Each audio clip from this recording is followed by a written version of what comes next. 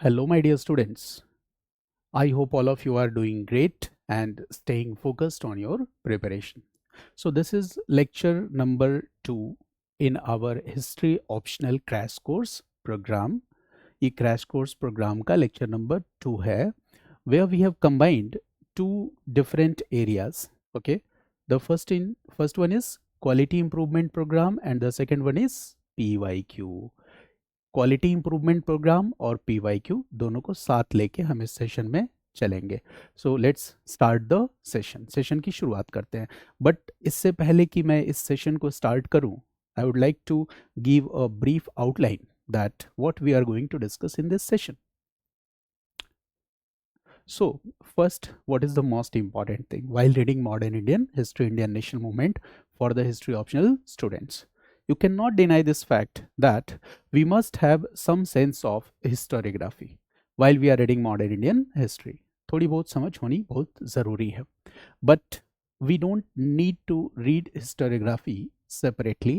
Okay, it means that we must have some basic ideas plus उन basic ideas के साथ हमें क्या करना है, we have to incorporate all the important developments that took place in modern Indian history with that basic ideas. दोनों को interlink करके देखने की ज़रूरत है. सेंस ऑफ हिस्टोरियोग्राफी, जिसको कि हम multiple lenses of looking at the history के रूप में समझ सकते हैं. Because when we talk about history, okay, so no any narrative is absolutely correct narrative.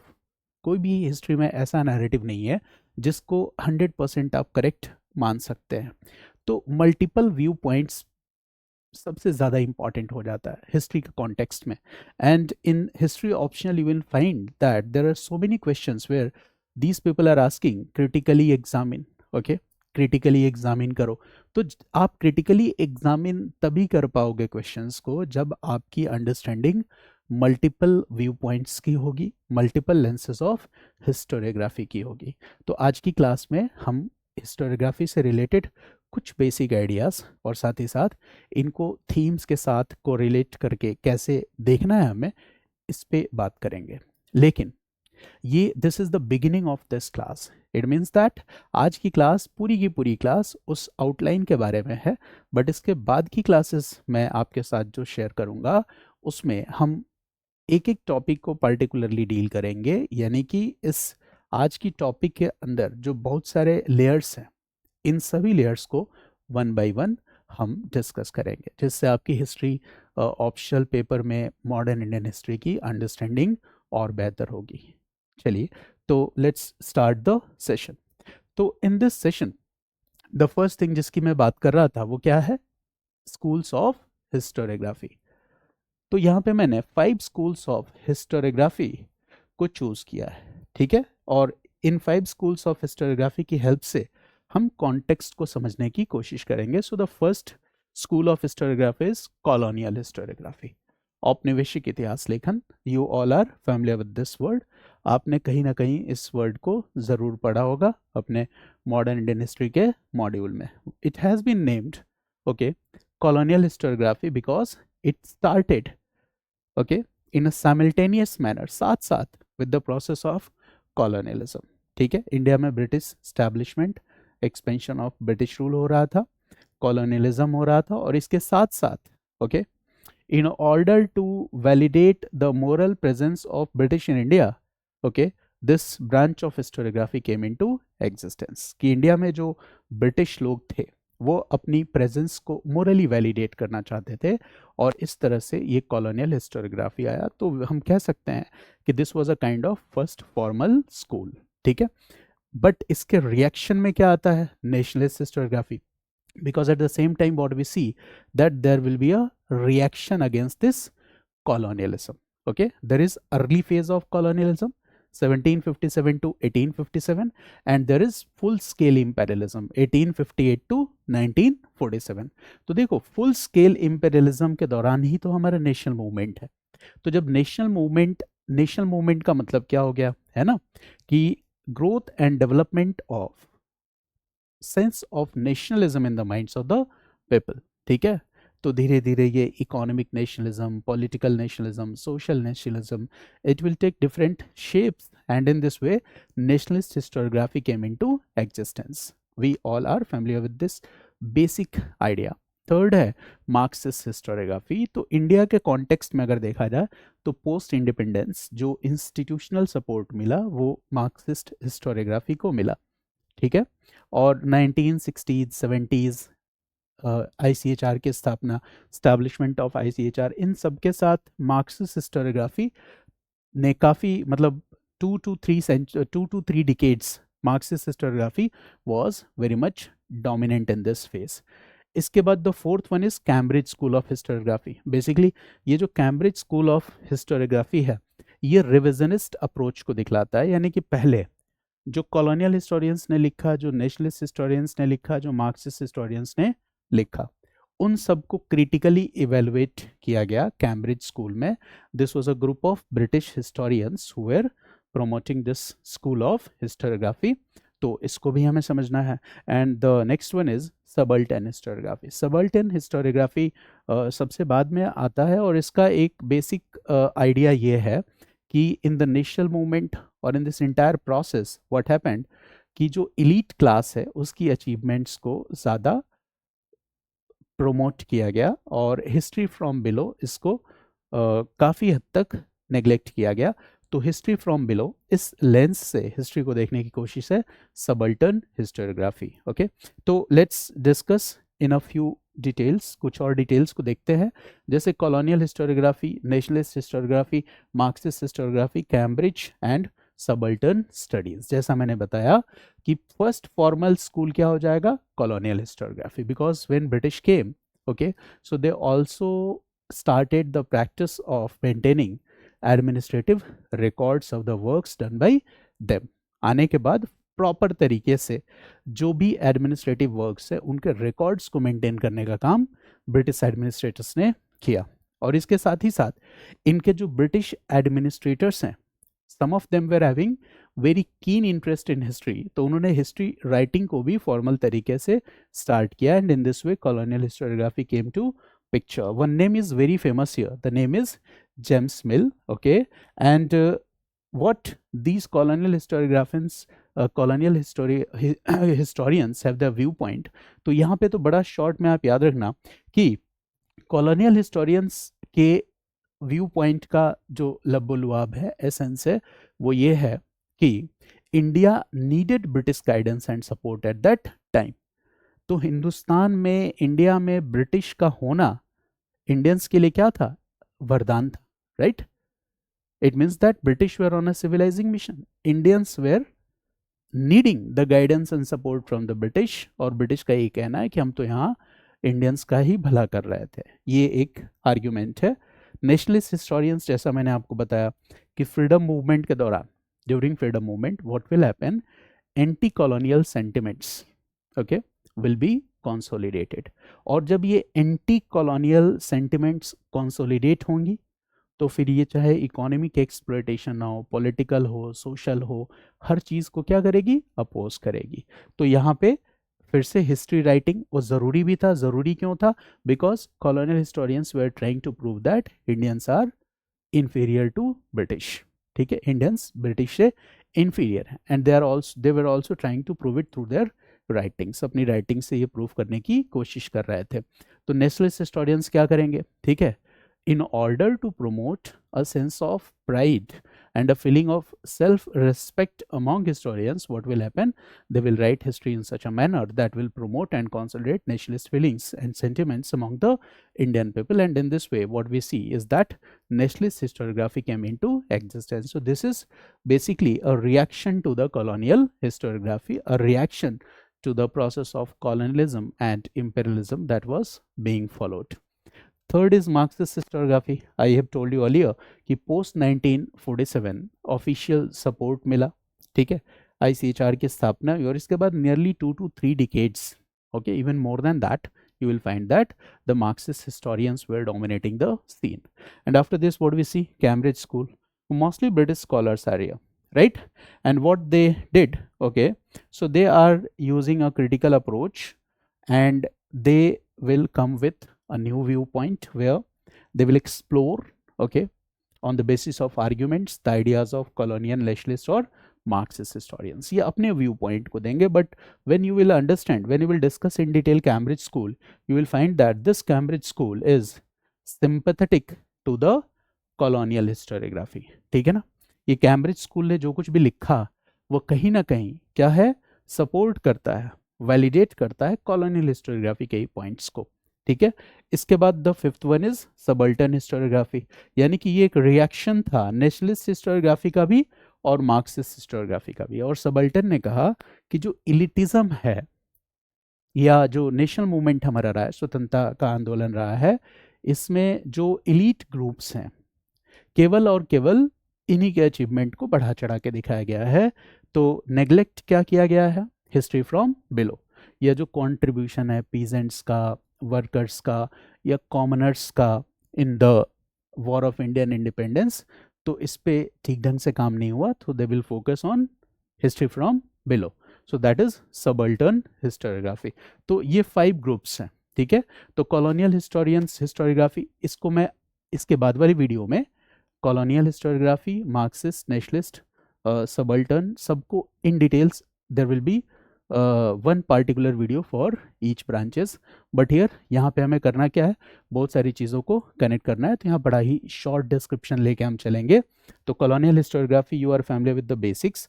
तो इसका ये कब आता है, तो लेट 18th सेंचुरी में and 19th century during the British rule. Late 18th century का मतलब क्या हुआ, आप सीधे बैटल ऑफ प्लासी याद करो. बैटल ऑफ प्लासी का ईयर क्या है, 1757. That marked the beginning of EIC rule in India. और ये कौन सी सेंचुरी है, ये है 18th सेंचुरी. 18th सेंचुरी का फर्स्ट हाफ या second half, so this is the second half of 18th century. ठीक है ना. तो ऑब्वियस है कि इंडिया में, इंडिया के कॉन्टेक्स्ट में जब हम बात करते हैं, we are talking about EIC rule in India, that is early British rule में क्या है, कंपनी रूल है 1757 टू 1857. ठीक है. तो यहाँ पे कॉलोनियल हिस्टोरियोग्राफी भी शुरू हो जाएगी. ठीक है. तो इसको जब हम रिलेट करेंगे तो ऑब्वियस है we will relate it with late 18th century in context of India. तो इंडिया के कॉन्टेक्स्ट में अगर आपसे कोई पूछे कि कॉलोनियल हिस्टोरियोग्राफी, ठीक है, ये एग्जिस्टेंस में कब आया, तो your answer will be late 18th century. और ऐसे आप इस ट्रिक से याद रख सकते हो. 19th सेंचुरी भी हो जाएगा. ठीक है. बट इसके बाद क्या होगा, इसके सबसे इंपॉर्टेंट हिस्टोरियंस कौन है, so the name is James Mill, Vincent Smith, okay, H Risley, okay, and Macaulay. These are historians and you all know Macaulay is an administrator too. इसलिए मैंने कहा था कि कॉलोनियल हिस्टोरियोग्राफी में ब्रिटिश एडमिनिस्ट्रेटर्स भी हैं जिनका क्या है, keen interest on writing the history. तो उन्होंने भी हिस्ट्री को लिखा. क्या किया इन्होंने, कॉलोनियल हिस्टोरियंस ने, सो दे जस्टिफाइड ब्रिटिश रूल. यानी इंडिया में ब्रिटिश रूल जस्टिफाइड था. इंडिया में ब्रिटिश रूल इंडियंस के भले के लिए था. इंडिया में ब्रिटिश लोगों ने कोई एक्सप्लॉयटेशन नहीं किया, वो तो सिविलाइजिंग मिशन पे थे. इस तरह का अप्रोच इनका होगा. And they portrayed Indian society as stagnant. Indian society को क्या दिखलाया, स्टैग्नेंट है, डार्क एजेस है. क्योंकि जब वो आपको स्टैग्नेंट दिखलाएंगे, इरेशनल दिखलाएंगे और इंडियन रूलर्स को डेस्पोटिक दिखलाएंगे, तभी तो वो इस बात को इस्टेब्लिश कर सकते हैं कि इंडिया में कंपनी रूल और इंडिया में ब्रिटिश रूल. ये किस चीज़ को दिखलाता है, लिबरलिज्म को दिखलाता है, ज़्यादा प्रोग्रेसिव डेवलपमेंट को दिखलाता है. So since they were trying to morally validate the British presence in India, and that is why while justifying British rule they did what, they portrayed Indian society as stagnant. Indian society को stagnant बताया, irrational बताया, despotic बताया. ठीक है. और civilizing mission narrative को गढ़ा. ठीक है. और साथ ही साथ इंडिया में जो भी डेवलपमेंट्स हैं, कहीं ना कहीं उन डेवलपमेंट्स के केंद्र में कौन है, यूरोप है. तो इस तरह के भी आइडिया को गढ़ने का काम किया. That is called Eurocentric view of looking at the things. So this is what colonial historiography. Now a very brief idea about nationalist historiography. So late 19th century. देखो colonial कब है, late 18th century. nationalist historiography कब है, late 19th century. late 19th century का मतलब कुछ 1850 के बाद वाला टाइम रहा होगा. द आंसर इज यस, क्योंकि 1850 के बाद क्या हो रहा है आप देखो, 1885 में क्या है, Indian National Congress, and Indian National Congress was the first major expression of Indian nationalism, और you can say that it was the first political forum, it was established at the national level, ठीक है। Indian nationalism का पहला सबसे बड़ा expression है Indian National Congress 1885 में, and between this period you will find there is the development of regional associations in India. India में regional associations भी डेवलप हो रहे हैं, किन पार्टिकुलर एरियाज में हो रहे हैं, so the answer is Bengal, the answer is Madras, the answer is Bombay, यहाँ पे रीजनल एसोसिएशंस डेवलप हो रहे हैं, ठीक है। रीजनल पॉलिटिकल एसोसिएशंस हैं, but they have the aspiration to become a national political platform. तो मॉडर्न इंडियन हिस्ट्री में, जीएस में भी आपने पढ़ा होगा इसको। तो अब यहाँ पे development of regional political associations, इसके डेवलपमेंट का मतलब ये है कि इंडियन लोगों में क्या हो रहा है, सेंस ऑफ नेशनलिज्म आ रहा है, and now they are able to understand the nature of exploitation that was done by British in India. और इसी फेज में आपको एक और नई चीज दिखेगी, और वो क्या है, इकोनॉमिक नेशनलिज्म। इकोनॉमिक नेशनलिज्म में क्या हुआ, दादा भाई नौरोजी जैसे स्कॉलर्स जो हैं, इसके अलावा भी और भी बहुत सारे स्कॉलर्स हैं, but Dadabhai Naoroji the name is most prominent name. Drain of wealth आपको पता है, जो poverty and un British rule in India लिखा है इसमें।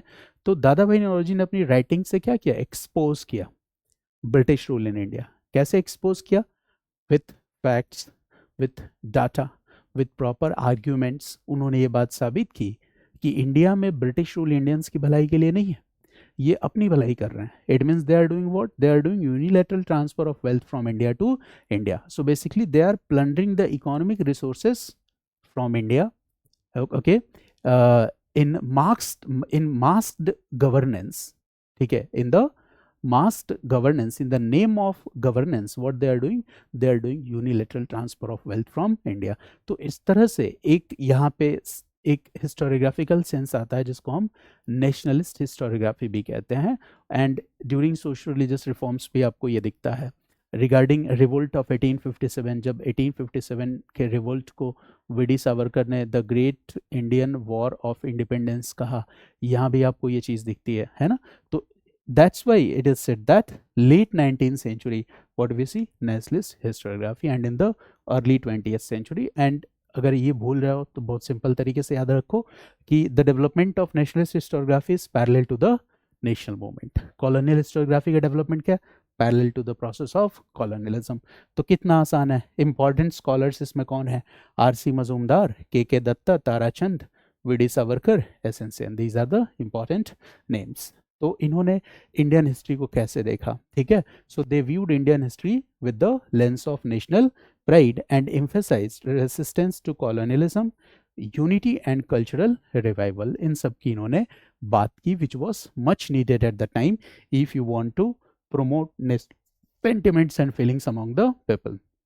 Marxist historiography 1950s to 70s in context of India, because post independence what we see, there is a academic shift and we see the official support to Marxist historiography। और मेरे YouTube पे एक video भी पड़ी होगी, S Nurul Hasan और Marxist historiography, इस पे मैंने बहुत डिटेल में बनाया, तो you can watch that video.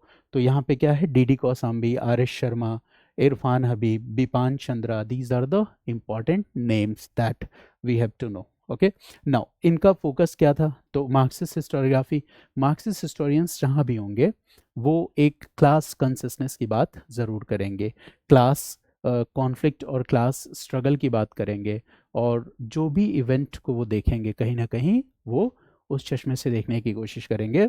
तो एम्फेसाइज क्लास स्ट्रगल, ठीक है। इकोनॉमिक स्ट्रक्चर्स पे फोकस किया, लिखा तो इकोनॉमिक एक्सप्लॉयटेशन कैसे हो रहा था इस पे भी बड़ा जोर शोर से लिखा।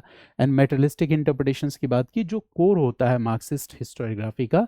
I will discuss in details in a separate lecture कि ये कैसे ये सारे आइडियाज़ को आप मतलब डिकोड करोगे। Focused on the peasants, workers and the modes of production, these are the basic ideas in the Marxist historiography. और एक कार्ल मार्क्स का स्टेटमेंट भी आपको पता होगा, ठीक है। कार्ल मार्क्स ये लिखता है कि India was bleeding and industrial revolution in Britain was becoming successful। India लहूलुहान हो रहा था और इंग्लैंड में इंडस्ट्रियल रिवॉल्यूशन सफल हो रही थी। तो किस कॉन्टेक्स्ट में लिखा कार्ल मार्क्स ने? कार्ल मार्क्स ये कहना चाहता था कि इंग्लैंड का जो इंडस्ट्रियल रिवॉल्यूशन का सक्सेस है ये किस बात पे डिपेंड करता है? तो ये डिपेंड करता है at the cost of sacrifices that were made by Indian people. यानी इंग्लैंड में इंडस्ट्रियल रिवॉल्यूशन को सक्सेसफुल बनाने में जो सबसे बड़ा सेक्रीफाइस था वो किसका सेक्रीफाइस था? That was the sacrifice of Indian people, वो भारतीय लोगों का था। इसका मतलब ये है कि Indian economic resources were used, were utilised, ठीक है, और उसके बदौलत इंग्लैंड में इंडस्ट्रियल रिवॉल्यूशन को सक्सेसफुल बनाया गया। तो ये एक बड़ा ही इंपॉर्टेंट कोटेशन था। फिर कैम्ब्रिज स्कूल के बारे में मैंने आपको बताया, ये भी इंपीरियल हिस्टोरियोग्राफी का ही पार्ट हो जाएगा।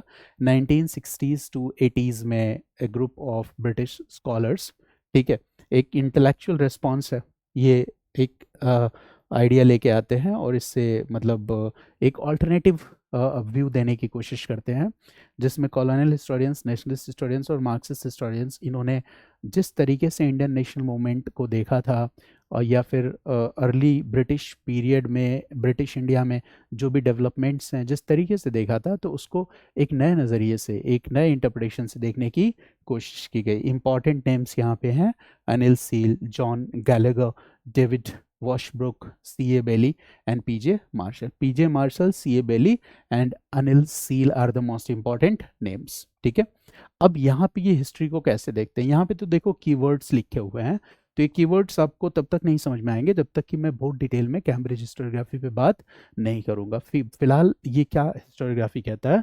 जैसे पहली बात क्या है कि focused on local elite class. इसका मतलब क्या है कि जैसे एक मार्क्सिस्ट स्कूल या नेशनलिस्ट स्कूल ने क्या कहा कि British came to India, they did economic exploitation and this process was very much coercive. ठीक है, यहाँ पे केवल और केवल एक्सप्लॉयटेशन था। दादा भाई नौरोजी ने क्या कहा? Drain of wealth, unilateral transfer of wealth की बात करी। कैम्ब्रिज हिस्टोरियंस ने कहा कि हम we can not outwardly reject this idea of economic exploitation. पूरी तरह से तो इस बात को हम खारिज नहीं कर सकते इकोनॉमिक एक्सप्लॉयटेशन वाले आइडिया को, यानी कि इंडिया में जो कॉमनर्स हैं, इंडियन पीपल हैं, इनका इकोनॉमिक एक्सप्लॉयटेशन हुआ, इसमें कोई डाउट नहीं है। बट ये इकोनॉमिक एक्सप्लॉयटेशन केवल और केवल ब्रिटिश लोगों ने किया या फिर, ठीक है, यहाँ का जो वेल्थ था उसका यूनिलैटरल ट्रांसफर हुआ ब्रिटेन में, ये कहना गलत है। इनका ये कहना था कि इंडिया में जो भी पॉलिटिकल स्ट्रक्चर था वो एक एम्बेडेड पॉलिटिकल स्ट्रक्चर था। जैसे ब्रिटिश के आने के पहले क्या था? मुगल पीरियड था। तो क्या था? एक रूलर्स क्लास था और इस रूलर्स क्लास को सपोर्ट करने के लिए एक इलीट्स का ग्रुप था, ठीक है, जमींदार या फिर जो भी नोबल्स वगैरह होते थे, ये इस रूलर क्लास को क्या करते थे? सपोर्ट करते थे। इनकी अपनी एडमिनिस्ट्रेटिव पॉलिसीज थी, लैंड रेवेन्यू पॉलिसीज थी। तो कैम्ब्रिज स्कूल ऑफ हिस्टोरियंस का ये कहना है कि ब्रिटिश जब इंडिया में आए तो इन्होंने इस सिस्टम को पूरी तरह से रिप्लेस नहीं किया, ठीक है, वो इस सिस्टम का हिस्सा बने। और उन्होंने क्या किया? पैटर्न क्लाइंट रिलेशनशिप की ये बात करते हैं। कहते हैं कि पैटर्न अगर ब्रिटिश ईस्ट इंडिया कंपनी है या पैटर्न अगर ब्रिटिश क्राउन है तो क्लाइंट कौन है? इंडियन एलीट क्लास है, ठीक है ना। तो पैटर्न क्लाइंट रिलेशनशिप की इन्होंने बात की, ठीक है, और they focused on local elites की बात की, ठीक है, कि एक्सप्लॉयटेशन के लिए केवल और केवल आप ब्रिटिश को जिम्मेदार क्यों मान रहे हो, ठीक है। पैटर्न क्लाइंट रिलेशनशिप को समझाया। साथ ही साथ ये कहा कि कई बार लोगों को ये लगता है कि जैसे इंडिया में ब्रिटिश रूल के एस्टेब्लिशमेंट के साथ सब कुछ अंग्रेजों ने बदल के रख दिया। कहा ऐसा कुछ नहीं हुआ, ठीक है ना। It means continuity in Indian politics, Indian political structure, administrative system, land revenue policy, आपको वहाँ एक कॉन्टिन्यूटी दिखेगी कि ब्रिटिश पीरियड में पहले से चली आ रही व्यवस्थाओं को भी कंटिन्यू करने की कोशिश की गई, ठीक है।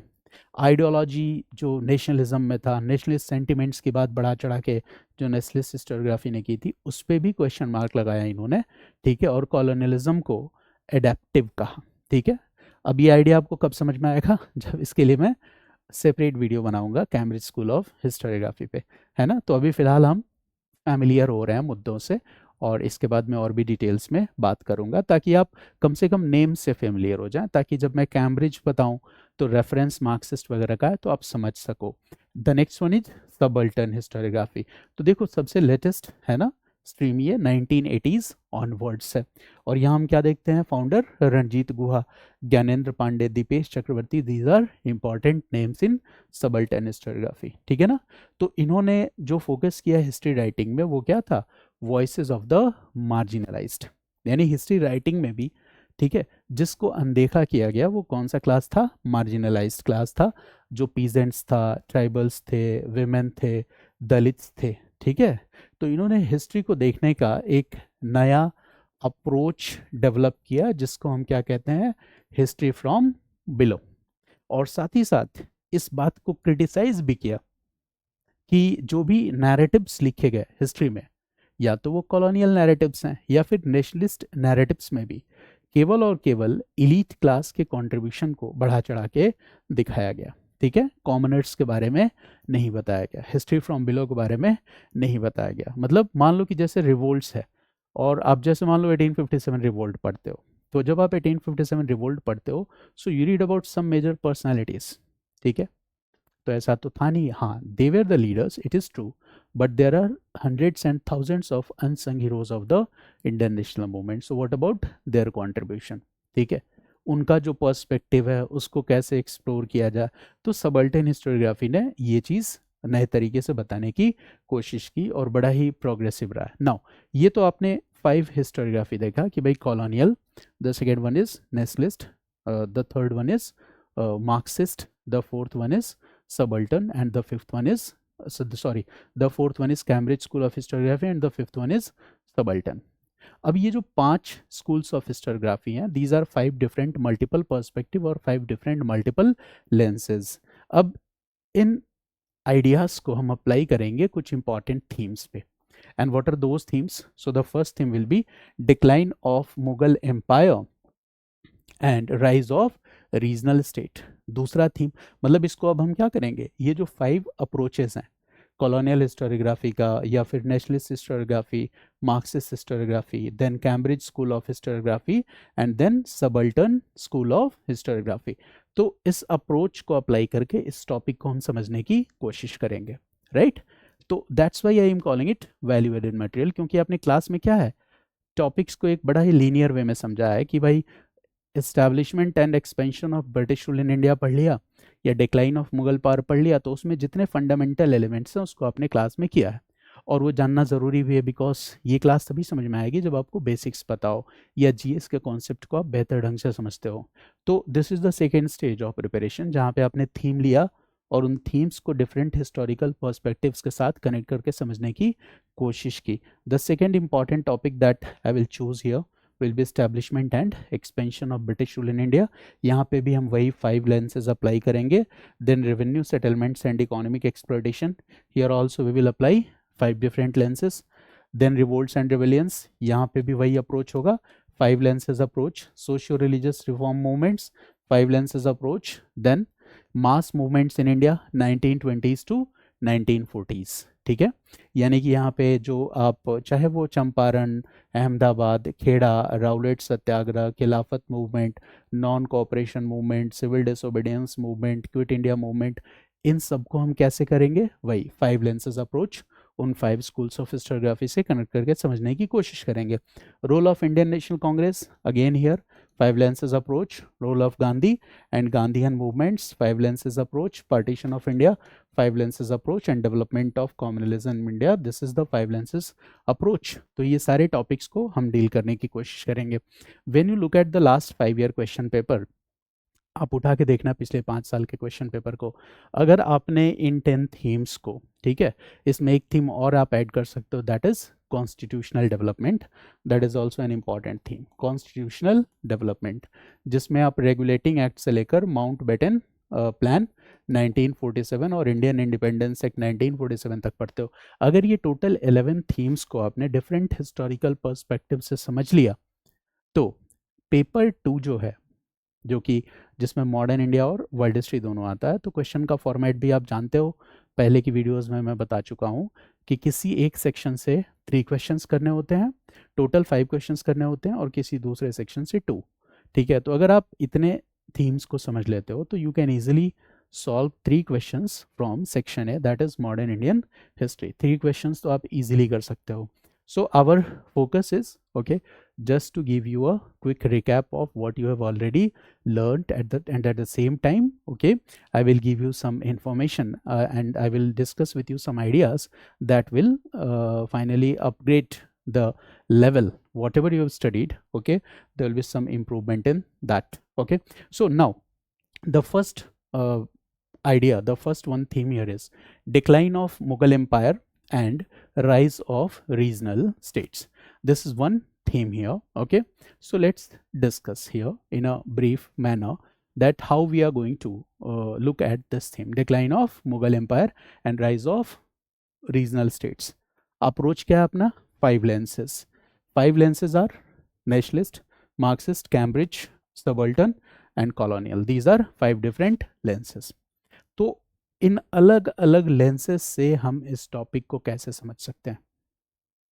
This is the point. ठीक है, तो जैसे decline of Mughal empire, okay, after the death of Aurangzeb 1707 and the rise of regional states, इस पूरी की पूरी एपिसोड को जो पहला लेंस था वो लेंस कौन सा था? Colonial.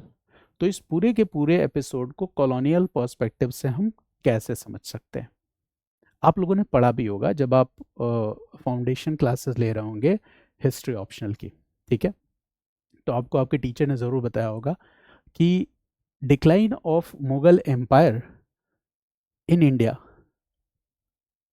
in the very beginning of 18th century after the death of Aurangzeb after 1707 was a symptom of Oriental despotism.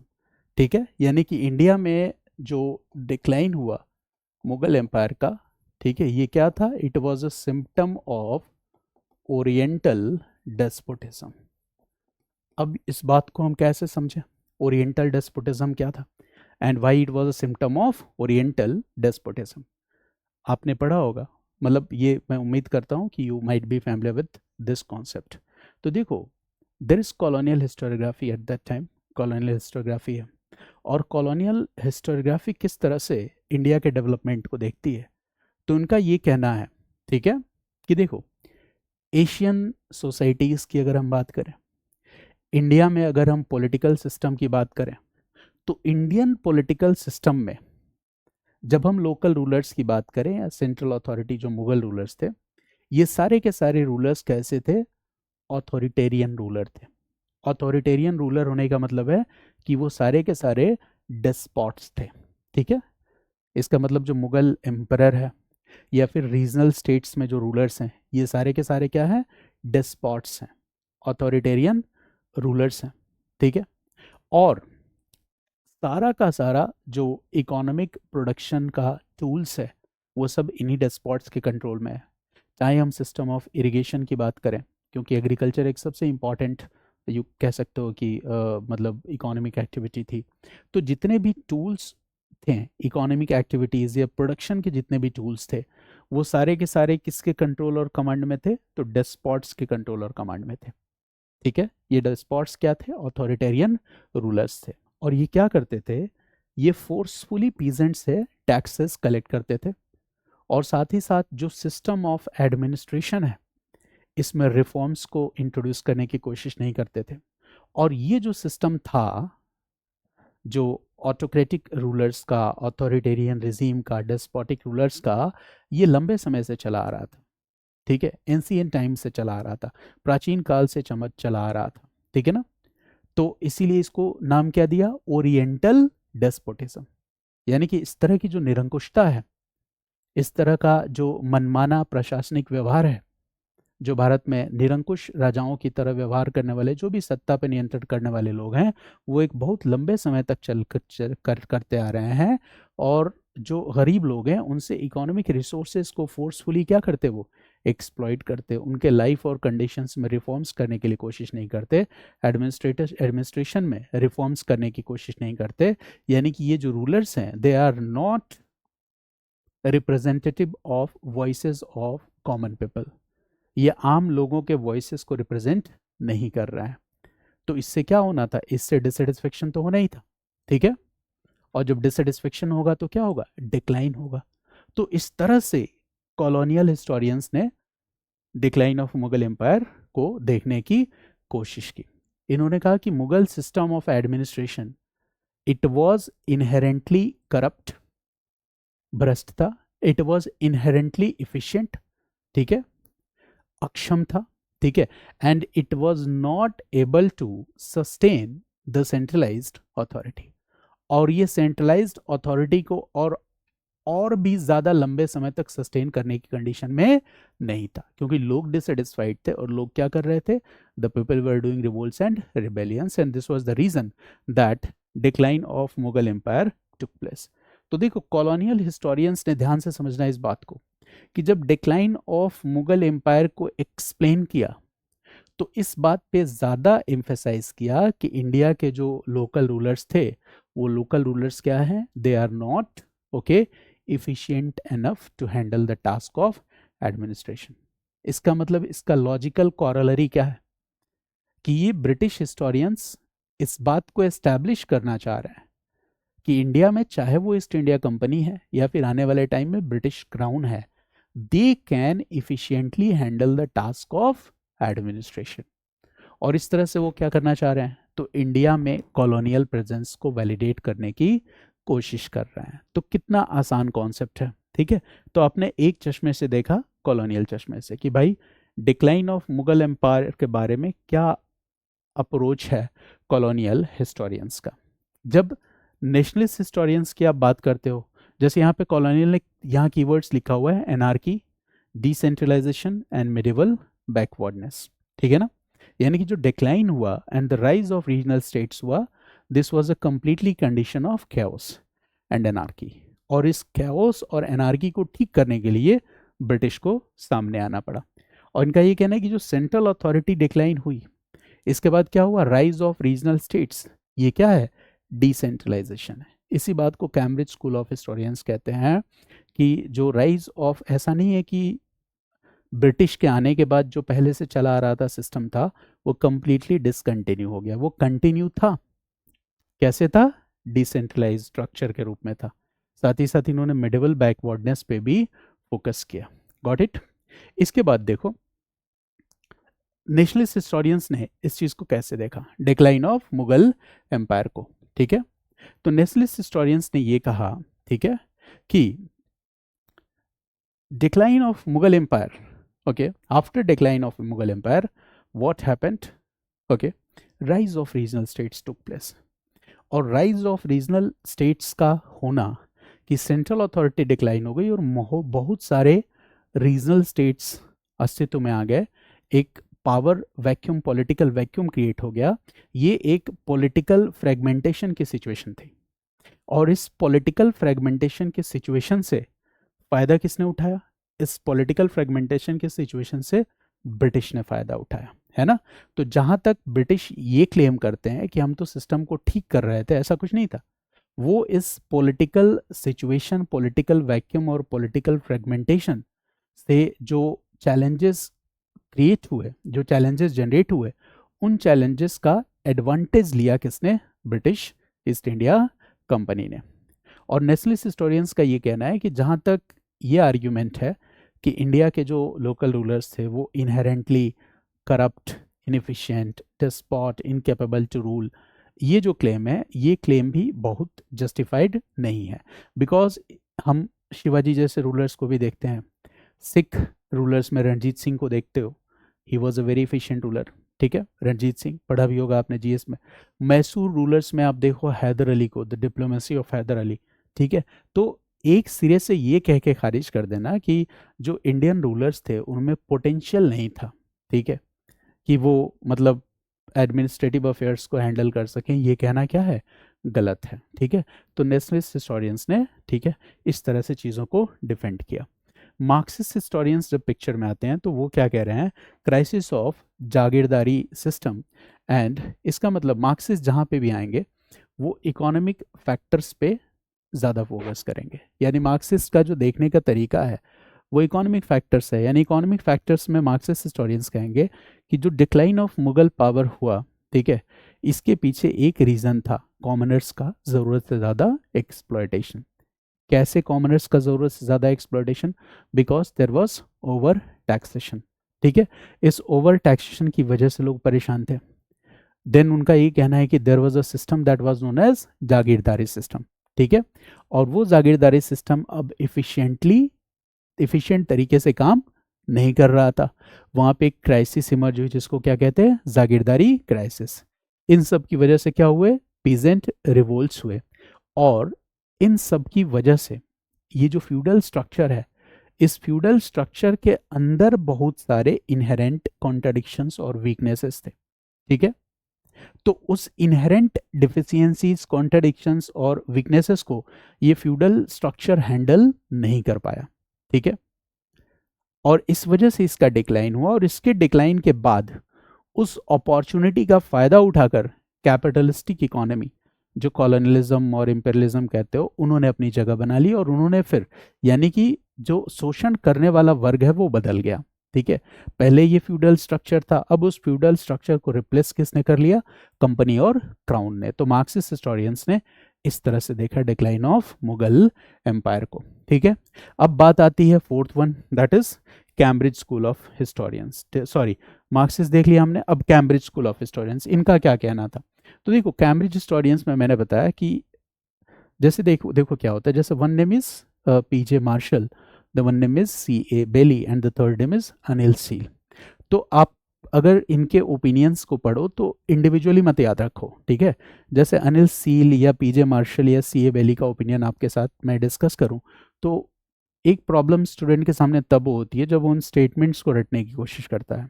नहीं, देखो पीजे मार्शल, सी ए बेली, ठीक है। और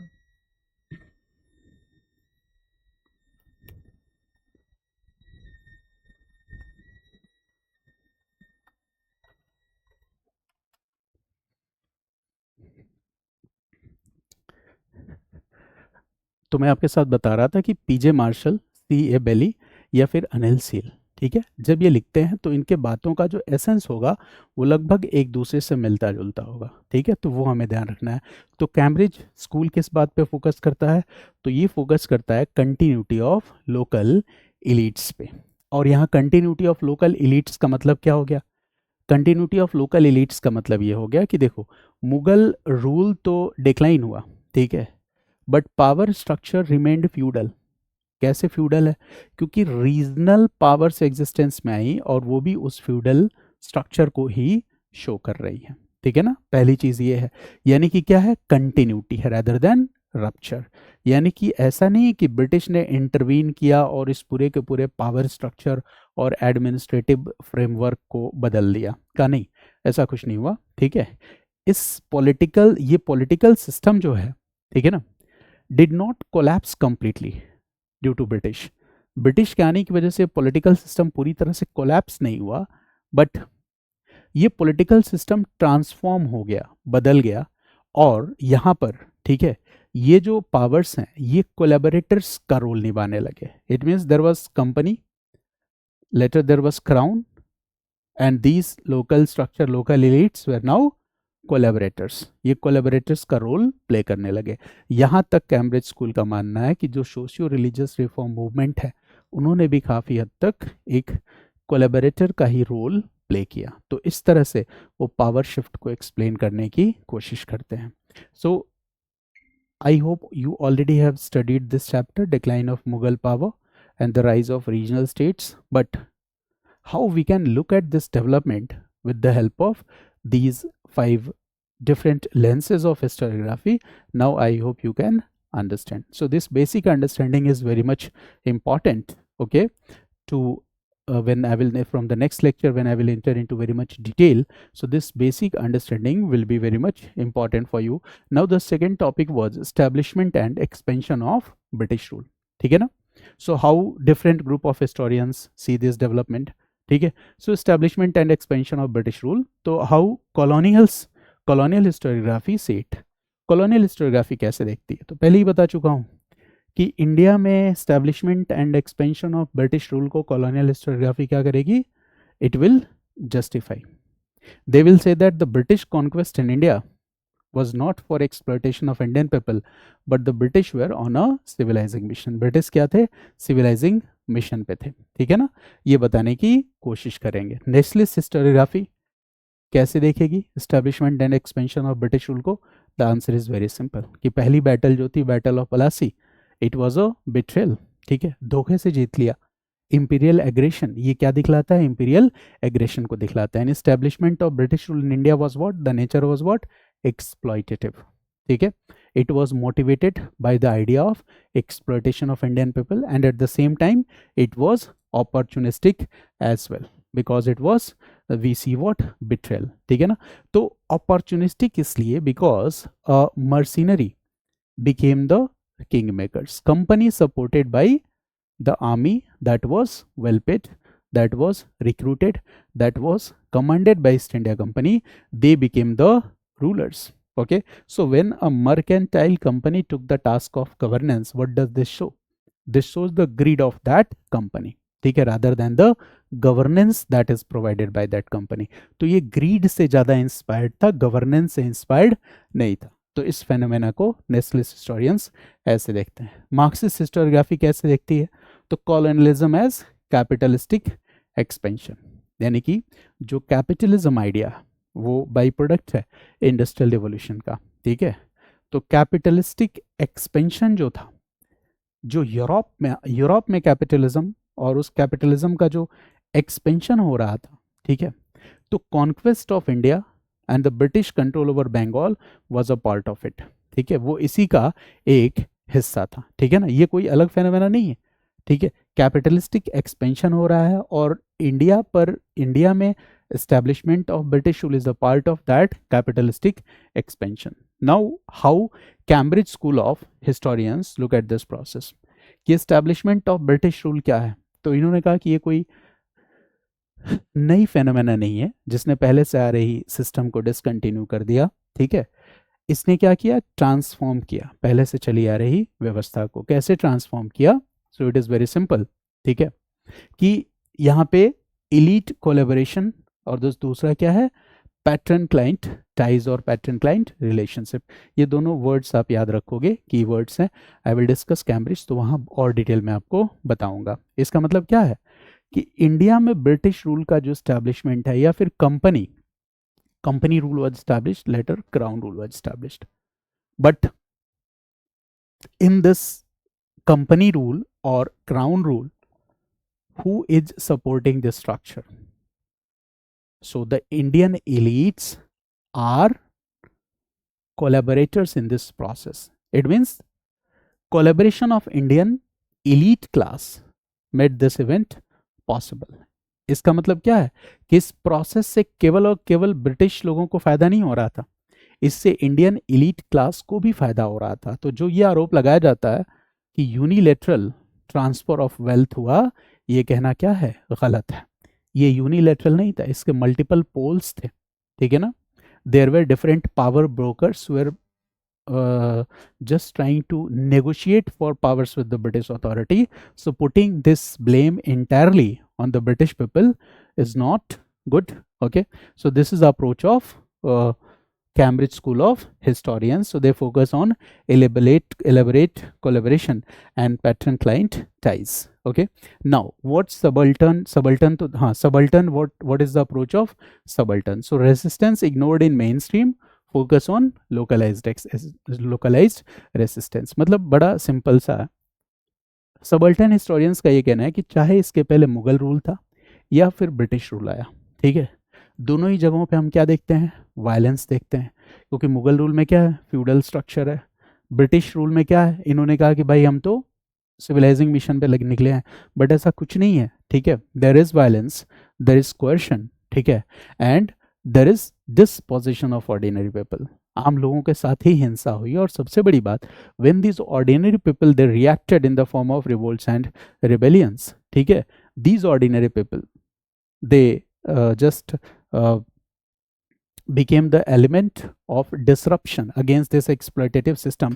तो यहाँ पे वो जो ordinary people हैं उनके contribution को भी ठीक ढंग से recognize नहीं किया गया. This is the idea of Cambridge School of Historians. So establishment and expansion of British rule से क्या हुआ, इससे क्या हुआ कि एक नया सिस्टम तो आया, ठीक है, बट इस सिस्टम में भी जो मार्जिनलाइज क्लास है उस मार्जिनलाइज क्लास को इग्नोर ही करके देखा, ठीक है, उस मार्जिनलाइज क्लास पे कुछ विशेष ध्यान नहीं दिया, ठीक है. तो ये एक पॉइंट हो गया।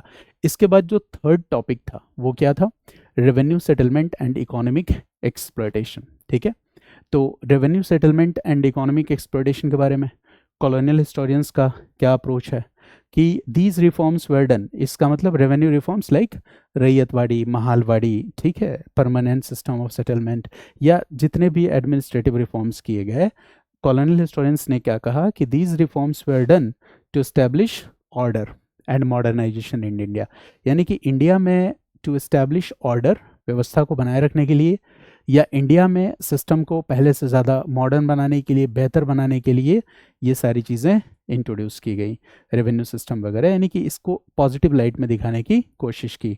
ठीक है, what about the nationalist historians, nationalist historians का क्या कहना, we all know, drain of wealth, Dadabhai Naoroji, आप जानते हो, यूनिलेटरल ट्रांसफर ऑफ वेल्थ की ये बात करते हैं। ठीक है, इसका मतलब ये है कि नेशनलिस्ट हिस्टोरियंस ये बताने की कोशिश करेंगे कि ब्रिटिश प्रेजेंस इन इंडिया, ठीक है, वो क्या था, okay, so they were guided by the idea to make more and more profits. ठीक है, उनको क्या करना था, ज़्यादा से ज़्यादा प्रॉफिट बनाना था। They wanted to generate wealth to support industrial revolution in Britain, Britain की इंडस्ट्रियल रिवोल्यूशन को सपोर्ट करने के लिए वो वेल्थ जनरेट करना चाहते थे, और ब्रिटेन में इंडस्ट्रियल रिवोल्यूशन को सक्सेसफुल बनाने के लिए इंडिया में डी इंडस्ट्रियलाइजेशन जैसी चीज़ों को भी क्या किया, प्रमोट किया। सो this is one idea, so I hope you have got this idea. ठीक है, इसके बाद आते हैं third opinion after nationalist, Marxist view. तो मार्क्सिस्ट व्यू हमेशा की तरह कहाँ फोकस करेगा, आपको पता है, ठीक है, मोड ऑफ प्रोडक्शन पे, लैंड एलिनेशन, सेमी फ्यूडलिज्म। इन्होंने कहा कि ये स्ट्रक्चर जो था वो बेसिकली क्या था, सेमी फ्यूडलिज्म जैसा स्ट्रक्चर था, और यहाँ पे भी पीजेंट्स को डेप्थ से राहत मिल गई हो, या रेवेन्यू सेटलमेंट में जो भी नया सिस्टम इंट्रोड्यूस किए गए उसमें उन पर रेवेन्यू पे करने का बर्डन कम हो, ऐसा कुछ नहीं हुआ। It means the exploitative system and tendencies continued. ठीक है, बट यहाँ पे जो एक्सप्लॉयटेशन हो रहा है उसका ऑब्जेक्टिव क्या है कि रिसोर्सेज को एक्सट्रैक्ट करके ब्रिटिश इकोनॉमी को फ़ायदा पहुंचाना। Then we come to this Cambridge school of historians, what they are saying administrative innovation for elite collaboration. देखो, कहीं ना कहीं मैंने कहा था ना कि कॉलोनियल हिस्टोरियंस के व्यू पॉइंट को कैम्ब्रिज बहुत जगहों पे सपोर्ट करते हुए दिखेंगे, यानी इंडिया में ब्रिटिश रूल में जो रेवेन्यू सेटलमेंट्स लाए गए, new administrative policies and changes incorporate किए गए, कैम्ब्रिज स्कूल ऑफ हिस्टोरियंस का मानना है कि ये एक तरह से क्या था, एडमिनिस्ट्रेटिव इनोवेशन था, और इस इनोवेशन को केवल और केवल अंग्रेज़ों ने अकेले नहीं किया। ठीक है, इसके लिए क्या हुआ, इसके लिए जो लोकल इलीट्स थे, जिनके लिए कौन सा वर्ड यूज़ कर रहे हैं, लोकल इलीट्स के लिए, देखो इलीट कोलेबोरेशन की बात कर रहे हैं ना, तो लोकल इलीट्स में हम किसको रख सकते हैं, हम जमींदार्स को रख सकते हैं, ताल्लुकदार को रख सकते हैं, या फिर आपको पता है कि परमानेंट सिस्टम ऑफ सेटलमेंट में एक सनसेट लॉ होता था। ठीक है, उसके बाद एब्सेंटी लैंडलॉर्ड, नए लोगों को भी मतलब उस सिस्टम में हिस्सा लेने का या नए लोगों को ज़मींदार बनने का मौका मिलता था। तो कैम्ब्रिज स्कूल ऑफ हिस्टोरियंस ने कहा कि इससे फ़ायदा किसको हुआ, इंडियन एलिट्स को हुआ। ठीक है, और लास्टली सबल्टन हिस्टोरियोग्राफी, तो इनका अप्रोच वही सेम रहेगा कि रेवेन्यू सेटलमेंट तो आया, इकोनॉमिक एक्सप्लॉयटेशन को इसने क्या किया और बढ़ाया। ठीक है, पीजेंट क्लास जो है इसका ओवर एक्सप्लॉयटेशन हुआ, और जिसका रिएक्शन हमें पीजेंट रिवोल्ट्स और रिबेलियंस के रूप में दिखता है। This is also one point. ठीक है, now we are coming to the fourth area here, that is revolt and rebellion. So how colonial historians look at the revolt and rebellions? तो देखो 1857 का रिवोल्ट हो, 1857 छोटे रिवोल्ट्स की तो हम बात ही छोड़ दें, 1857 के रिवोल्ट को भी कॉलोनियल हिस्टोरियंस क्या कहते हैं, म्यूटिनी, सेपॉय म्यूटिनी। इसका मतलब they want to undermine the revolt of 1857, they want to establish this fact that revolt of 1857, okay, was a reaction of sepoy only. ठीक है, it means they are rejecting this idea of wider participation of masses in the revolt of 1857. ठीक है ना, ये चीज़ों को बताने की कोशिश करते हैं। लॉलेसनेस, इसका मतलब क्या है, रिवोल्ट और रिबेलियंस जो इंडिया में हो रहे हैं, कॉलोनियल हिस्टोरियंस के किस रूप में उसको देख रहे हैं, लॉलेसनेस के रूप में। उनका ये कहना है कि जो बारबरिक पीपल हैं वो क्या कर रहे हैं, इंडिया में जो लोग हैं, they are not civilised, they are barbaric, वो सिविलाइज नहीं है, बारबरिक हैं, और क्या हो रहा है कि सिविलाइज्ड और बारबेरिक पीपल ने लॉलेसनेस और कैओस की कंडीशन क्रिएट कर दी है। ठीक है, यानी वो इस बात को मानने के लिए तैयार नहीं है कि आम जनता जो है, गरीब पीजेंट और वर्कर्स जो हैं वो ओवरबर्डन विद द टैक्सेस और दूसरी प्रॉब्लम्स हैं, सेपॉय डिससेटिस्फाइड हैं, ठीक है, आर्टिजन्स जो हैं, हैंडीक्राफ्ट बिजनेस डिक्लाइन हो चुका है, डी इंडस्ट्रियलाइजेशन की वजह से लोग अनएम्प्लॉयड हैं, लोग गुस्से में हैं और इस वजह से रिवोल्ट हो रहा है, इस बात को वो मानने के लिए तैयार नहीं है ना। This is the crux. Now nationalist historians how they will see it, revolts and rebellions, specially अगर हम यहाँ पे, चूंकि ये एक क्विक रिकैप है, तो 1857 की रिवोल्ट की बात कर लें तो नेशनलिस्ट हिस्टोरियंस कैसे देखते हैं रिवोल्ट ऑफ 1857 को? V D Savarkar, first war of Indian independence, ठीक है, तो इसको first war of Indian independence के रूप में मानते हैं, ठीक है ना। तो first war of Indian independence माना जाए कि नहीं माना जाए, इसको लेके भी एक डिबेट है, बट बिपान चंद्रा का ओपिनियन ये है कि 1857 रिवोल्ट जो है, it was more than a mutiny but less than the first Indian war of independence. यह म्यूटिनी से थोड़ा ज़्यादा और इंडियन वॉर ऑफ इंडिपेंडेंस से थोड़ा कम था, ठीक है। बिपान चंद्र ये कहते हैं कि वाइडर पार्टिसिपेशन ऑफ मासेस था, ठीक है, हालांकि कुछ ग्रुप्स ने सपोर्ट नहीं किया था, वो न्यूट्रल भी रहे थे। सो दिस इज द आइडिया। अब नेशनलिस्ट के बाद मार्क्सिस्ट हिस्टोरियंस का अप्रोच क्या है? तो ऑब्वियसली इनका तो रटा रटाया अप्रोच है, ठीक है। मोड ऑफ प्रोडक्शन की बात करेंगे, क्लास वॉर की बात करेंगे, इकोनॉमिक रूट्स की बात करेंगे। इसके बाद कैम्ब्रिज स्कूल ऑफ हिस्टोरियंस का क्या मानना है?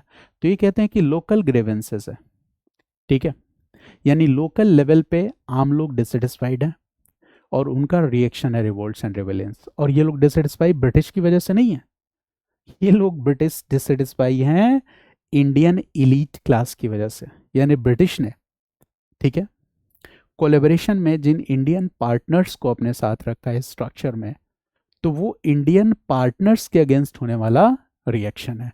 तो कैम्ब्रिज स्कूल ऑफ हिस्टोरियंस ने इस तरह से दिखाने की कोशिश की, ठीक है ना। तो इन्होंने भी देखो कहीं ना कहीं ब्रिटिश रोल जो है, ठीक है, और रिस्पॉन्सिबिलिटी है उसको छुपाने की कोशिश की है, तो इलीट डिसकंटेंट कह के इस बात को खारिज कर दिया। दिस इज द पॉइंट, ठीक है ना। और यहाँ पे एक और मुद्दा है कि इंडियन इलीट क्लास के डिसकंटेंट की जब ये बात कर रहे हैं तो बताया तो इंडियन इलीट डिसकंटेंट क्यों है, ठीक है ना। This is one point. Now हाँ, इसमें इलीट डिसकंटेंट का एक और एस्पेक्ट है, वो क्या है कि जो कोलेबोरेशन में जो लोग थे, जो ब्रिटिश स्ट्रक्चर के साथ कोलेबोरेट कर रहे थे इंडियन एलिट्स, तो कैम्ब्रिज स्कूल ऑफ स्टूडेंट्स का ये भी मानना है कि दे वेर डिससेटिस्फाइड, ठीक है, क्योंकि वो लगातार बार्गेन कर रहे थे।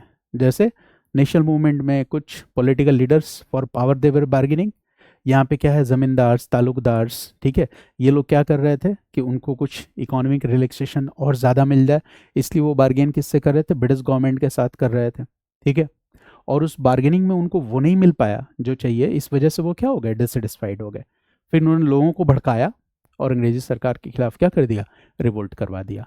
तो इस तरह से बताने की कोशिश की, यानी कि ये कहना चाह रहे हैं कि ब्रिटिश गवर्नमेंट तो लोगों को अपनी तरफ से वो सारे बेनिफिट्स और रिलैक्सेशंस तो दे ही रही थी, बट वो किसकी वजह से नहीं पहुंच पा रहा था? तो इंडियन एलीट क्लास की वजह से नहीं पहुंच पा रहा था। तो ये भी बड़ा ही इंटरेस्टिंग है, ठीक है। तो आप क्या देख रहे हो कि जो व्यू पॉइंट है कॉलोनियल का, कहीं ना कहीं कैम्ब्रिज कई जगहों पे उसको सपोर्ट करते हुए दिख रहे हैं, ठीक है। बट ये बहुत ही ज़्यादा रेडिकल ओपिनियन है और ये क्या है? थोड़ा बैलेंस्ड है, ये लेके चलना है। इसके बाद the next one is subaltern approach, तो रिवोल्ट्स एज मास रेसिस्टेंस, ठीक है ना।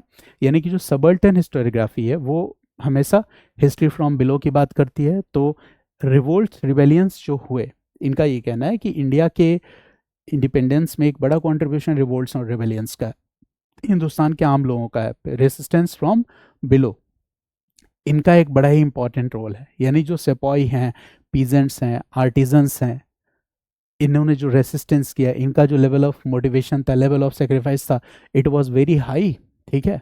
And these are the main forces behind revolts and rebellions, ठीक है ना। अंग्रेजों के खिलाफ जो सबसे सशक्त अभिव्यक्ति हुई रिवोल्ट्स और रेबेलियंस की, तो उसके खिलाफ जो है वो यही लोग हैं, ठीक है, पीपल फ्रॉम बिलो। तो इसके बाद सबल्टन हिस्टोरियंस करते हैं। Now we are coming to the next part, social justice reform movement. इसको अलग अलग लेंसेज से कैसे देख सकते हैं? तो पहला क्या है? कॉलोनियल। सोशल रिफॉर्म मूवमेंट भी आपने पढ़ा होगा, तो कॉलोनियल हिस्टोरियंस कैसे इसको देखेंगे? तो इंडिया में जो मतलब 19th सेंचुरी में या 20th सेंचुरी में जो रिफॉर्म्स हो रहे हैं, आपने पढ़ा होगा राजा राम मोहन रॉय, ब्रह्म समाज, बंगाल, मद्रास, बॉम्बे, पंजाब, गुजरात, ये सारे रिफॉर्म्स पड़े होंगे, Hindu society, Muslim society, Parsi society, Sikh society reforms, है ना। तो कॉलोनियल हिस्टोरियंस का ये मानना है कि इंडिया में जो सोशियो रिलीजियस रिफॉर्म मूवमेंट हो रहा है, ठीक है, ये इंडिजिनस नहीं है, इसका inspiration, source of motivation indigenous नहीं है। ये कैसा है? It is guided by the western influence, western influence से गाइडेड है ना। यानी वेस्ट में जो रेनेसा और एज ऑफ एनलाइटनमेंट जैसी चीज़ें देखी गई, ठीक है, और इसके अलावा इसी एनलाइटनमेंट आइडिया से प्रभावित कुछ इंडियन इंटेलेक्चुअल्स जो इंग्लिश एजुकेटेड थे, ठीक है, and they were guided by the western ideas and thoughts, ठीक है ना। तो इसने अप्रिसिएट करना शुरू कर दिया ब्रिटिश वैल्यूज़ को। यानी इंडिया में जो सोशियो रिलीजियस रिफॉर्म्स हुए, ये क्या कर रहे हैं, ये एक तरह से ब्रिटिश वैल्यूज़ को प्रमोट कर रहे हैं या इनकॉर्पोरेट करने की कोशिश कर रहे हैं। दिस इज पॉइंट वन, ठीक है। तो कॉलोनियल ने क्या किया कि इंडिजिनस एफर्ट था, इस बात को इग्नोर करने की कोशिश की, बाई प्रोडक्ट ऑफ एनलाइटनमेंट बताने की कोशिश की कि जो 19th सेंचुरी 20th सेंचुरी के social religious reform movements in India है, ये क्या है, बाई प्रोडक्ट है, ठीक है ना। इसके बाद हम सेकंड ओपिनियन पे आते हैं, जो क्या है, नेशनलिस्ट हिस्टोरियंस ओपिनियन। तो इंडिजिनस रिफॉर्म, यानी यहाँ पे देखो ये इंडिजिनस नहीं मान रहे हैं, और 19th और 20th century social religious reform movement को नेशनलिस्ट हिस्टोरियंस क्या मान रहे हैं, इंडिजिनस एफर्ट, कल्चरल रेनेसा, ये इसको कह रहे हैं। इनका कहना है कि जो इंडिया में सोशल रिलीजियस रिफॉर्म्स हुए, इसके पीछे जो मेन मोटिवेटिंग फैक्टर था, वो इंडियन सोशल रिलीजियस रिफॉर्मर्स थे। सबसे बड़ा रोल किसने प्ले किया, इंडियन सोशल रिलीजियस रिफॉर्मर्स ने किया, ठीक है ना। तो इनको इंडिजिनस मॉडर्नाइजर्स भी कहा, और कहा कि हम कोई वेस्ट वेस्ट से प्रेरणा नहीं ले रहे हैं, we are not taking inspiration from the west. हमारे पास्ट में, हमारे कल्चर में इतनी सारी चीज़ें हैं जिससे हम बहुत कुछ सीख सकते हैं, ठीक है। तो basically we are doing what, doing a kind of cultural revivalism, ठीक है। तो इस तरह की बात इन्होंने की। इन्होंने कहा कि मेन एफर्ट 19th और 20th सेंचुरी के सोशल रिलीजियस रिफॉर्मर्स में इंडियन सोशल रिलीजियस रिफॉर्मर्स का है। अंग्रेजों ने तो सिर्फ खाना पूर्ति की, और वो खाना पूर्ति क्या था, since British were the administrators so they only legislated for the purpose, केवल उन्होंने क्या किया, लेजिस्लेशन किया। और उन्होंने लेजिस्लेशन भी तब किया जब, है ना, उनको ये लेजिस्लेशन बनाना, ठीक है, कन्वीनियंट लगा, and when it was suitable for them, ये लेजिस्लेशन तब किया। ये सबसे बड़ी बात है जो आपको समझनी है।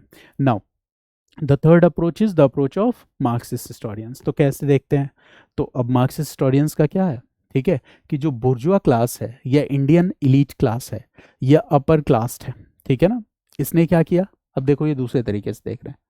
इसने कहा कि इस अपर क्लास ने जो लोअर क्लासेस हैं, यानी क्लास कॉन्सेस और क्लास कॉन्फ्लिक्ट की बात तो हमेशा से होती है मार्क्सिज्म में, तो उनका जो अपर क्लास है, इन्होंने क्या किया, लोअर क्लासेस को, ठीक है, कंसोलिडेट करने के लिए और उनको अपने तरीके से यूज़ करने के लिए सोशो रिलीजियस रिफॉर्म मूवमेंट्स जैसी चीज़ों को बढ़ावा दिया, जो लार्जली क्या है, upper caste and bourgeois motivated है, ठीक है ना। का प्रोग्रेसिव है, इसमें कोई डाउट नहीं है। मार्क्सिस्ट हिस्टोरियंस आर सेइंग कि 19th and 20th century social religious reforms movements are progressive, ये प्रोग्रेसिव है, ठीक है, बट इसके प्रोग्रेसिवनेस की भी एक लिमिटेशंस है। खासतौर से वो इनके कौन से लिमिटेशंस की बात कर रहे हैं, तो gender and caste based limitations की बात कर रहे हैं। तो इस तरह से इसको बताने की कोशिश की, ठीक है। Now Cambridge school of historians ने क्या कहा, let's discuss. So reform as elite manoeuvring. अब देखो फिर से क्या किया, रिफॉर्म एज इलीट मैन्यूवरिंग क्यों कह रहे हैं, तो इनका ये कहना है कि ये जो फेज है अर्ली ब्रिटिश रूल, ठीक है, और इसके बाद का जो फेज है जिसमें हम कहते हैं क्राउन रूल, इस पूरे के पूरे फेज में बेसिकली क्या हो रहा है कि पावर किसके पास है, ब्रिटिश क्राउन के पास है। स्टेट कैसा है, कॉलोनाइज स्टेट है, ठीक है, और इसमें कुछ पावर ब्रोकर्स हैं, ठीक है, और वो पावर ब्रोकर्स क्या कर रहे हैं, पावर के लिए ब्रिटिश गवर्नमेंट के साथ नेगोशिएशन कर रहे हैं। मेरी बात समझ गया ना। अच्छा, उस नेगोशिएशन को सक्सेसफुल बनाया जा सकता है अगर पीछे से क्या हो, मासेस का सपोर्ट हो। तो इसको एक टूल की तरह यूज किया जिससे कि वो क्या कर सकें, ठीक है, कि ब्रिटिश गवर्नमेंट के साथ पावर नेगोशिएशंस जो हो रही हैं उसको ज़्यादा ऑथेंटिकेट कर सकें, लीगलाइज कर सकें, वैलिडेट कर सकें, इसके लिए, दिखावे के लिए सोशल रिलीजियस रिफॉर्म मूवमेंट जैसी चीज़ों को प्रमोट किया। It was not purely intentional, purely intentional Indian लोगों के फायदे के लिए नहीं था। कैम्ब्रिज स्कूल ऑफ हिस्टोरियंस ने कहा कि अपने फायदे के लिए, ठीक है, पावर में जो नेगोशिएशंस की बातचीत चल रही थी वहाँ पे उनको फ़ायदा हो जाए, इस वजह से 19th century social justice reform movement को प्रमोट किया गया। तो आप खुद देखो कि कॉलोनियल और कैम्ब्रिज कहीं ना कहीं, है ना, दोनों एक दूसरे की आइडिया को थोड़ा बहुत सपोर्ट करते हुए नजर आएंगे। And last one is subaltern. Subaltern ने क्या कहा? Reform bypassed lower caste and lower caste women top down change. यानी कि सबल्टन का सीधा अप्रोच है कि भाई जो लोअर कास्ट हैं, वुमेन हैं, मार्जिनलाइज क्लास हैं, इस रिफॉर्म मूवमेंट में उनको बाईपास किया गया। और बॉटम सब स्ट्रैटेजी की जगह जगह ये अप्रोच कैसा था? टॉप डाउन अप्रोच था। इसका मतलब it was elite driven approach. ये इलीट ड्रिवन क्या था? अप्रोच था, ठीक है ना। कहा ग्रास रूट लेवल पे तो मूवमेंट्स के पहले भी हुए। 19th century socialist reform movement की आप बात करते हो, आप चले जाओ, ठीक है, आप भक्ति मूवमेंट को देख लो, सूफी मूवमेंट को देख लो, बुद्धिज़्म जैनिज्म को देख लो। कहा ऐसा थोड़ी ना है कि पहले सोशल रिलीजियस रिफॉर्म मूवमेंट नहीं हुआ है, ठीक है, बट यहाँ पे जो है ये क्या है? एलिट ड्रिवन है, टॉप डाउन चेंज को दिखलाता है। तो obviously this was a part of criticism, ये क्रिटिसिज्म का ही एक हिस्सा था। Now we are coming to the next area, mass movements in India 1920s and 1940s. So overall we are talking about important mass movement, है ना। तो mass movement में generally NCM, CDM, QIM जैसी चीज़ों को देखा जाता है। So what colonial historians see, ठीक है, कि जो mass movement थे, है ना, this was a mob agitation and disruption. The objective was to create chaos, ठीक है। ये क्या था? mob agitation था, disruption था, ठीक है, डिसरप्टिव एंड सीडिशियस एक्टिविटीज थी। यानी जिसको आप आज़ादी की लड़ाई कह रहे हो, कॉलोनियल हिस्टोरियंस उसको क्या कह रहे हैं? डिसरप्टिव एंड सीडिशियस एक्टिविटीज कह रहे हैं, ठीक है ना। यानी कि उसको क्या कर रहे हैं? उसको वो मतलब डिमीन करके देख रहे हैं आपके मास मूवमेंट्स को, ठीक है, वो उसको ट्रू मास मूवमेंट्स के रूप में वैलिडेट करने को तैयार नहीं है। वही दूसरी तरफ जब हम नेशनलिस्ट हिस्टोरियोग्राफी की बात करें तो ऑब्वियस है मास मूवमेंट्स को वो क्या करेंगे? ग्लोरीफाई करेंगे। They will say that this is what mass awakening. And Gandhian mass movements, Gandhi को भी खूब बड़ा चढ़ा के बताया जाएगा, गांधीयन मोरल फोर्स को बड़ा चढ़ा के बताया जाएगा, ठीक है। इंडियन नेशनल कांग्रेस के रोल को ग्लोरीफाई किया जाएगा, गांधी के रोल को ग्लोरीफाई किया जाएगा, that how Gandhi was successful in mobilizing the masses. तो ये सारी बातें बताई जाएंगी कि Congress was mobilizing the masses, later Gandhi came और जो भी प्रॉब्लम्स थे उनको सॉल्व किया, and in this way these mass movements were very much successful, ठीक है ना।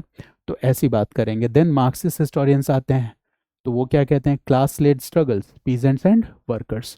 यानी इनका अप्रोच हमेशा फिक्स है। इन्होंने ये कहा कि देखो सबसे ज़्यादा पीड़ित कौन था, सबसे ज़्यादा एक्सप्लॉइटेड कौन था? ब्रिटिश रूल से पीजेंट्स एंड वर्कर्स, ठीक है।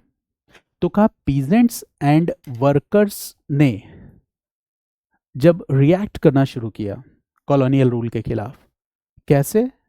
वायलेंट मैनर में, हिंसक तरीके से, तो उनको पैसिफाई करने की ज़रूरत पड़ गई, ठीक है।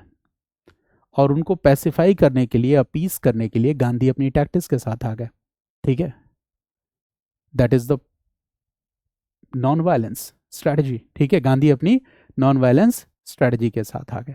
और नॉन वायलेंस स्ट्रैटेजी के साथ गांधी ने जब जब मूवमेंट शुरू की, तो आप देखते हो कि गांधीयन मूवमेंट्स में क्या दिखता है? तो हमें क्या दिखता है कि एक स्ट्रगल का फेज दिखता है, फिर ट्रूस दिखता है, स्ट्रगल स्ट्रगल ट्रूस स्ट्रगल, ये फेज बार बार दिखता है। तो इसके पीछे रीज़न क्या था? रीज़न ये था कि जो रिवोल्ट्स और रिबेलियंस का जो मास कैरेक्टर था, जिसमें कभी कभी वायलेंस जैसी चीज़ें भी आ रही थी, वो डिसरप्टिव थी British colonial system of administration के। तो ऐसी कंडीशन में, ठीक है, एक इलीट लीडरशिप आती है, और वो इलीट लीडरशिप क्या करती है? ठीक है, वो इलीट लीडरशिप इस पूरे के पूरे डायमेंशंस को चेंज करने की कोशिश करती है, ठीक है, यहाँ तक कि सप्रेशन ऑफ वॉइसेस की भी बात करते हैं। ठीक है, तो मास मूवमेंट्स को अपने तरीके से यूटिलाइज कर लिया। अच्छा, सबल्टन का ये जो अप्रोच है, ठीक है, वो कैम्ब्रिज के अप्रोच से मैच करता है। जैसे कह तो ये भी रहे हैं कि क्या किया इन्होंने, जो मतलब मासेस की कैपेसिटी थी, ठीक है, कि बड़े रिवोल्ट्स और रिवेलियंस जिसमें वायलेंस और डिसरप्टिव हो सकता है उसको सप्रेस कर दिया। ठीक है, तो इनका क्या कहना है कैम्ब्रिज वालों का, कि ये सप्रेस इसलिए किया क्योंकि वो बार्गेन कर रहे थे, बार्गेनिंग फॉर पावर, इसकी वो बात कर रहे थे। ठीक है, तो ये पूरे के पूरे आइडिया हो गए। तो सबल्टन भी आपने समझ लिया, ठीक है, कि subaltern autonomous participation beyond INC. ठीक है ना, तो इस तरह से सबल्टन, नेशनलिस्ट, कॉलोनियलिस्ट और ये सारे व्यूज को आपने समझा। Now we are coming to the next facet, that is role of Indian National Congress. तो role of Indian National Congress को कॉलोनियल हिस्टोरियोग्राफी में कैसे देखा जाएगा, तो आपको पता है कि colonial historiography role of Indian National Congress को वो शुरू से ही कहते हैं, कांग्रेस क्या था, एक microscopic organisation with limited mass support. ठीक है, तो वो कांग्रेस को वैलिडेट नहीं करेंगे, वो कहेंगे कांग्रेस तो क्या है, कुछ इंग्लिश एजुकेटेड लोगों का एक माइक्रोस्कोपिक ऑर्गेनाइजेशन है। ठीक है, इसका मास सपोर्ट बड़ा ही लिमिटेड है। ठीक है, तो एक तरह से डिमीन करने की कोशिश की colonial historians ने, and that's why they termed Indian National Congress as elitist body. They termed Indian National Congress as loyalist body. Why they are calling it loyalist? Because they are saying that Indian National Congress where leaders were loyal to the British rule. British rule के प्रति क्या थे, वो loyal थे। तो इस तरह की बात इन्होंने कहने की कोशिश की। नाउ नेशनलिस्ट हिस्टोरियोग्राफी में क्या होगा, इंडियन नेशनल कांग्रेस को कहा जाएगा it was a legitimate national platform. ठीक है, it was the first organized expression of Indian nationalism.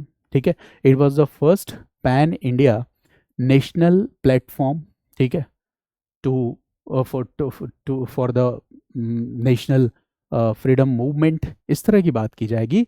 यानी इंडियन नेशनल कांग्रेस को ग्लोरीफाई किया जाएगा, कहा जाएगा कि जो फ्रीडम स्ट्रगल है, इस फ्रीडम स्ट्रगल को आगे बढ़ाने के लिए जो मेन कार्ट है या प्रिंसिपल व्हीकल है वो इंडियन नेशनल कांग्रेस है।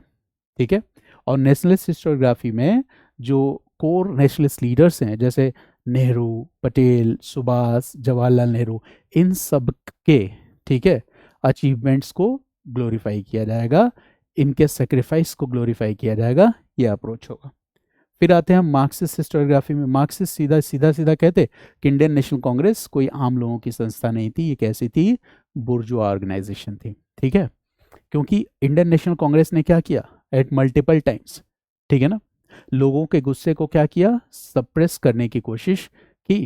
ठीक है ना, तो रेडिकलिज्म लिमिटेड था इंडियन नेशनल कांग्रेस का। ठीक है ना, आम लोगों के अंदर अंग्रेजी सरकार के खिलाफ जिस तरह का गुस्सा था, ठीक है, वैसा आईएनसी के लीडर्स में नहीं था, क्योंकि आईएनसी क्या कर रही थी, कैपिटलिस्ट और लैंडलॉर्ड्स के इंटरेस्ट को प्रमोट कर रही थी। ठीक है ना, तो मार्क्सिस्ट की नाराजगी है इंडियन नेशनल कांग्रेस से, और वो ये कहते हैं कि वर्कर्स और पीजेंट्स को इफेक्टिव तरीके से रिप्रेजेंट करने में इंडियन नेशनल कांग्रेस सफल नहीं रही। This is the idea of Marxist historians. फिर हम अगले पे आ जाते हैं, कैम्ब्रिज स्कूल ऑफ हिस्टोरियंस, उनका क्या कहना है, तो dominated by local elites. Cambridge वाले क्या कहते हैं कि इंडियन नेशनल कांग्रेस एक पॉलिटिकल ऑर्गेनाइजेशन के रूप में थी, इसमें डोमिनेशन था, किसका डोमिनेशन का, तो डोमिनेशन था तो लोकल और रीजनल इलीट क्लास का। और ये जो लोकल और रीजनल इलीट क्लास थे वो कॉलोनियल स्टेट के साथ बार्गेन कर रहे थे पॉलिटिकल पार्टिसिपेशन के लिए और पावर शेयरिंग के लिए। ये कहा कैम्ब्रिज स्कूल ऑफ हिस्टोरियोग्राफी ने। Now we are coming to the subaltern. Subaltern ने क्या कहा, alienation the masses, little grass root representation. Subaltern ने साथ साथ साफ साफ ये कहा कि सबल्टन ने कहा कि मासेस को या पीपल फ्रॉम बिलो, इसको क्या किया, एक्सक्लूड कर दिया, एलिनेट कर दिया। ग्रास रूट लेवल पे इंडियन नेशनल कांग्रेस का जो मतलब प्रेजेंस था वो बड़ा ही लिमिटेड था, तो ये बात बताने की कोशिश की। Now 9th partition of India 1947, इसको लेके नेशनलिस्ट का क्या अप्रोच, कॉलोनियल हिस्टोरियंस का क्या अप्रोच है, सबसे पहले देखते हैं। तो पार्टीशन को कॉलोनियल हिस्टोरियंस ने क्या कहा, inevitable due to communal divide. इन्होंने कहा कि इंडिया का पार्टीशन तो होना ही था, ठीक है, ये एक इनएविटेबल एक्ट था, अत्याज्य, ठीक है, ये निश्चित रूप से होने वाली घटना थी, इसको टाला नहीं जा सकता था। क्यों नहीं टाला जा सकता था? बड़ा सीधा सा फंडा है कि पार्टीशन ऑफ इंडिया को क्यों नहीं टाला जा सकता। What is the opinion of this colonial historians? तो इनका कहना है कि ये अंग्रेज़ों के आने के बाद नहीं, अंग्रेज़ों के आने के बहुत पहले से ही क्या हो रहा था, हिंदूज और मुस्लिम्स के रिलेशंस एक दूसरे के साथ अच्छे नहीं थे। इनका ये कहना था कि हिंदू और Muslims they were inherently incompatible, ठीक है, दोनों के बीच में, ठीक है, दोनों एक साथ रहें, ये सोचना बड़ा मुश्किल था, ठीक है। लड़ाई इनके साथ लंबे समय से इनके बीच में लड़ाई चलती आ रही है, यानी कि कॉम्युनल हार्मनी जैसी चीज़ों को सीधा सीधा क्या किया, नेग्लेक्ट कर दिया। कहा कि भाई कॉम्युनल डिवाइड है, ठीक है, लंबे समय से बना हुआ है, इनहेरेंट है, ठीक है, और हिंदूज एंड मुस्लिम्स ये दोनों एक दूसरे के साथ कंपैटिबल नहीं है, साथ रह ही नहीं सकते, साथ रह ही नहीं सकते, तो आगे चल के डिवीज़न तो होना ही था, ठीक है। ब्रिटिश गवर्नमेंट ने काफ़ी कोशिश की, ठीक है, कि इनके बीच में क्या किया जा सके, ठीक है, हार्मनी बनाई रखी जा सके या मुस्लिम क्लास के इंटरेस्ट को प्रमोट किया जा सके, जैसे चाहे वो SES सेपरेट इलेक्टेड सिस्टम की बात हो या दूसरे तरीकों से, बट फाइनली, ठीक है, ब्रिटिश गवर्नमेंट ऐसा करने में सफल नहीं हो पाई। तो देखो व्हाट कॉलोनियल हिस्टोरियोग्राफी डिड, कि इंडिया की जो गंगा जमुनी संस्कृति है, हिंदू मुस्लिम जो एक कह सकते हो कि दोनों साथ साथ रखते हैं, भक्ति सूफी मूवमेंट में आपने बहुत सारी चीज़ें ऐसी पढ़ी होंगी, उसको सीधा सीधा क्या कर दिया, रिजेक्ट कर दिया, ठीक है ना, और पार्टीशन का ब्लेम इंडियन सोसाइटी पे ही डाल दिया।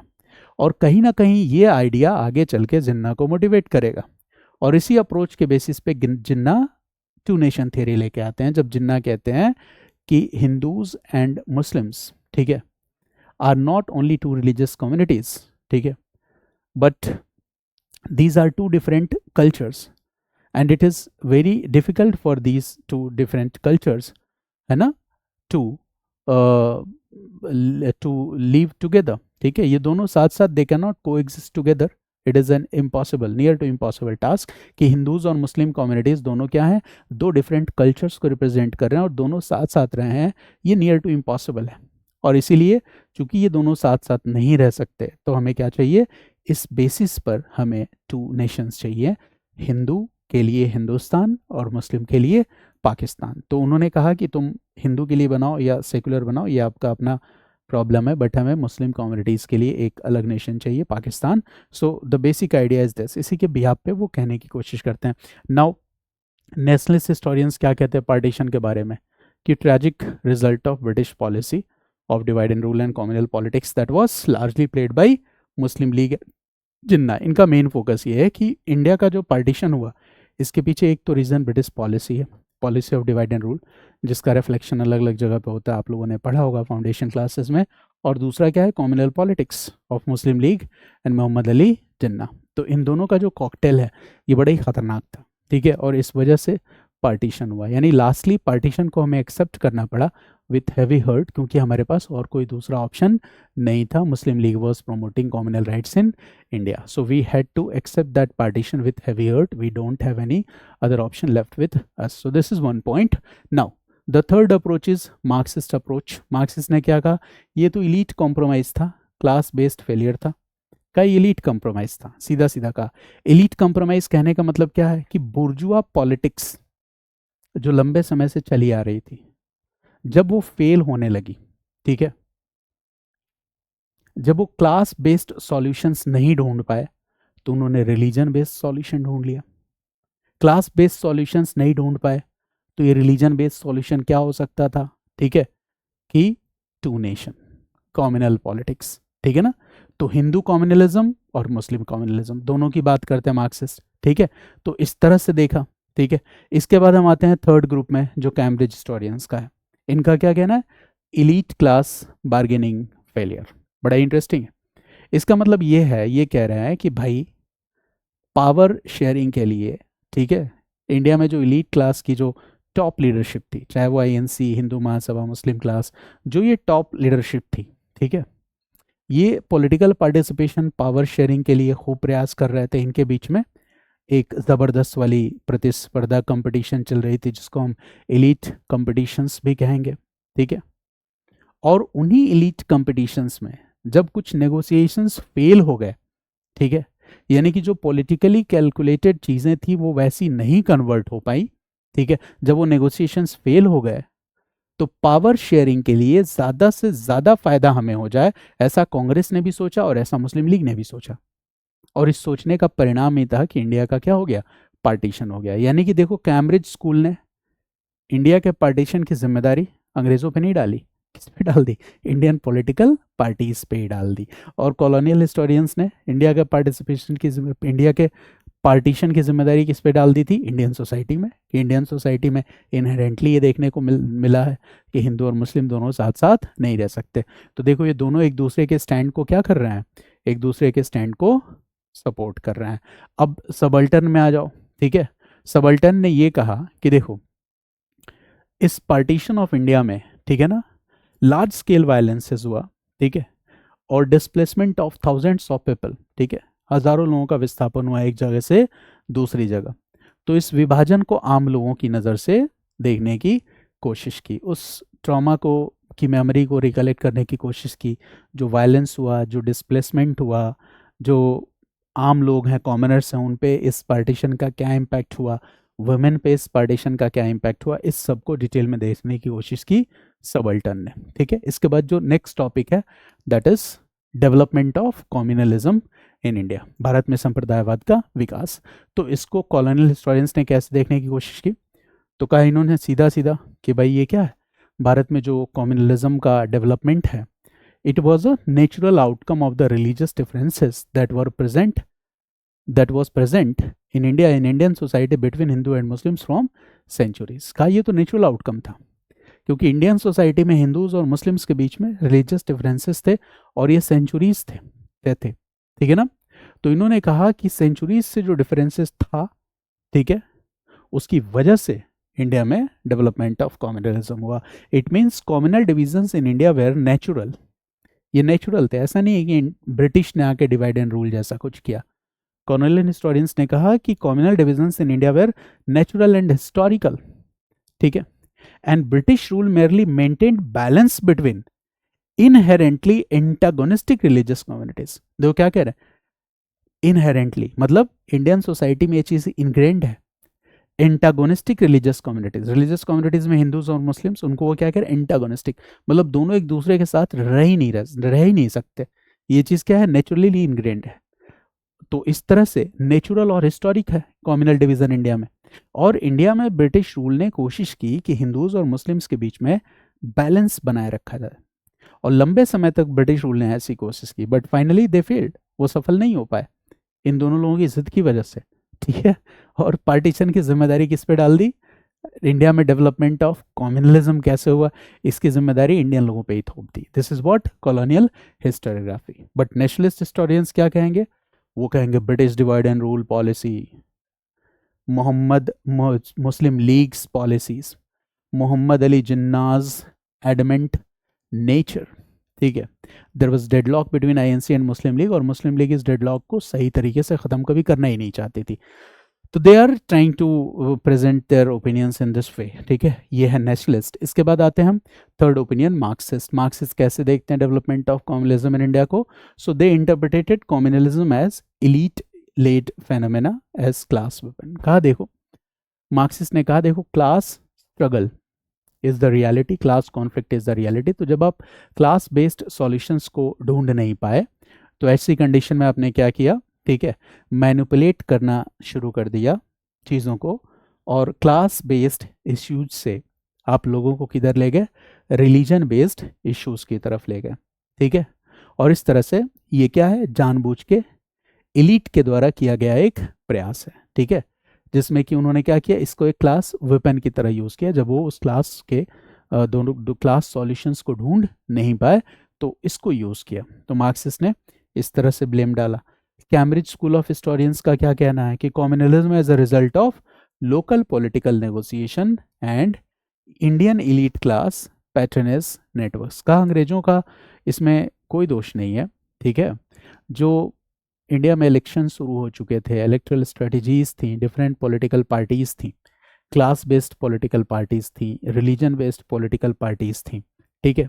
And at the same time all these political parties were bargaining for power, and who were political leaders, elite class from Indian society were political leaders, ठीक है ना। तो ये चीज़ है। तो इस रूप में देखा कि वो बार्गेनिंग का एक बाई प्रोडक्ट है, जिसमें अंग्रेजों पे आप पूरा दोष नहीं थोप सकते, ब्रिटिश पे पूरा दोष नहीं थोप सकते, ठीक है ना। ये आउटकम है लीगल पॉलिटिकल नेगोशिएशंस और एलीट पैटर्नेस नेटवर्क्स का। Then the next is subaltern approach. Subaltern कैसे देखता है इसको, ठीक है।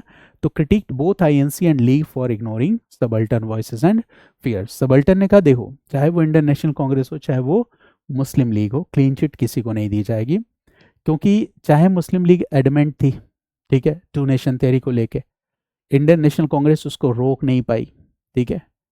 क्यों रोक नहीं पाई, या मुस्लिम लीग क्यों एडमेंट थी, इसके पीछे एक ही रीज़न है, क्योंकि इन दोनों ने परवाह नहीं की कि अगर पार्टीशन होता है तो इस पार्टीशन का इम्पैक्ट आम लोगों पे, महिलाओं पे, बच्चों पे, बूढ़ों पे क्या पड़ेगा, लार्ज स्केल डिस्प्लेसमेंट और वायलेंसेस, कम्युनल वायलेंसेस जैसी चीज़ें हो सकती हैं, इस बात पे बिल्कुल ही ध्यान नहीं दिया, ठीक है।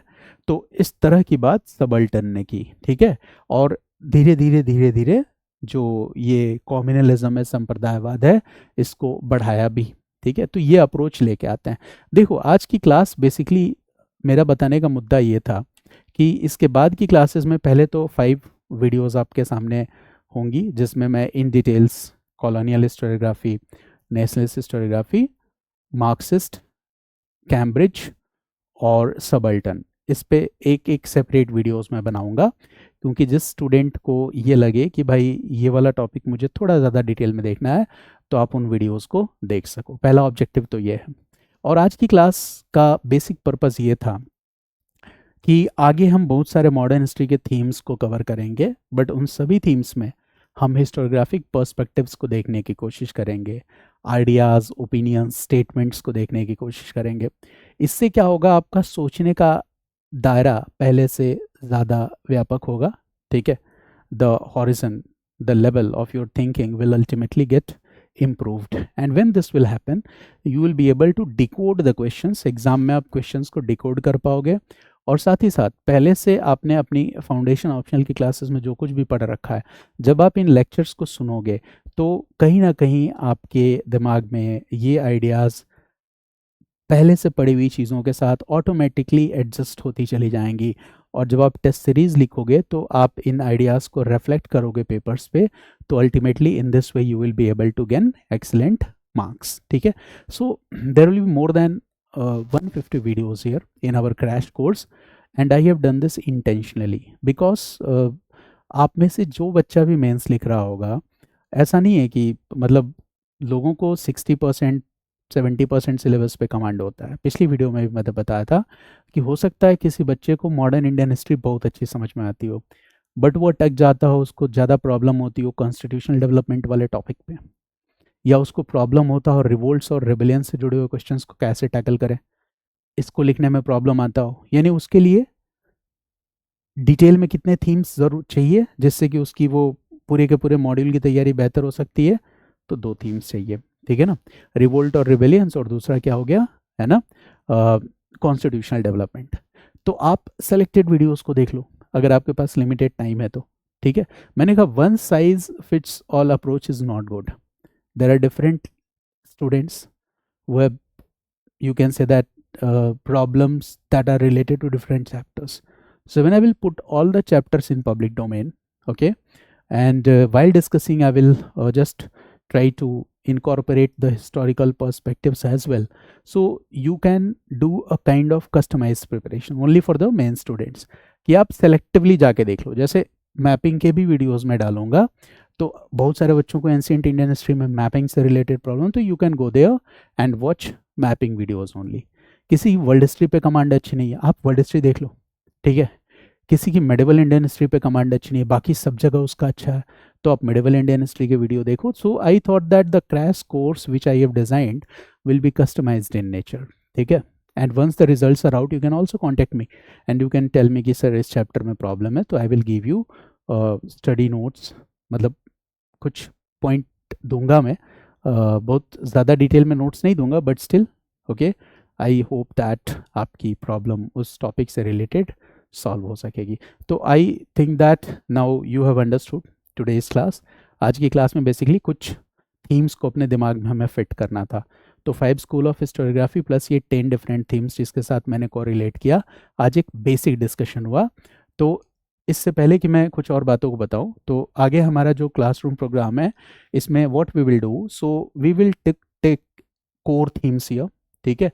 कोर थीम्स को लेंगे और उन सारे कोर्स थीम्स को अलग अलग लेक्चर्स में डिस्कस करेंगे, और डिस्कस करते वक्त इस बात का ध्यान रखेंगे कि आपके कॉन्सेप्ट्स क्लियर हों, ठीक है।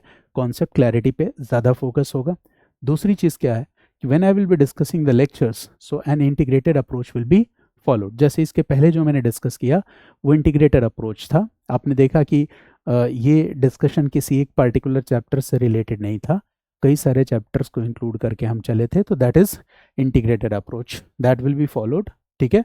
And while discussing we will also do what, we will connect historiographical perspectives, इसको भी हम कनेक्ट करने की कोशिश करेंगे। नाउ क्लासरूम डिस्कशन पे ज़्यादा फोकस होगा।